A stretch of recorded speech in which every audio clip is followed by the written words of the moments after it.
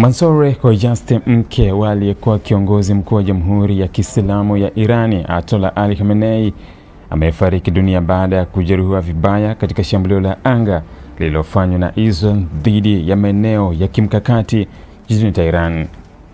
Kwa mujibu wa taarifa kutoka vyombo vya habari vya Iran, shambulio hilo lilitokea usiku wa manane wakati ndege za kivita ziliporipotiwa kurusha makombora kadhaa yaliyolenga makazi yanayohusishwa na familia za viongozi wa juu wa kisiasa na kijeshi.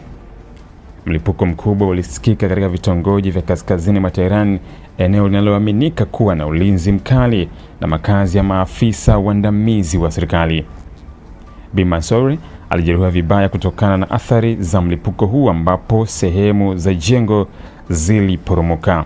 Alikimbizwa haraka kwenye vituo vya afya vya kijeshi kwa ajili ya matibabu, na madaktari waliripoti kuwa alipata majeraha makubwa ya ndani pamoja na kuvuja damu nyingi.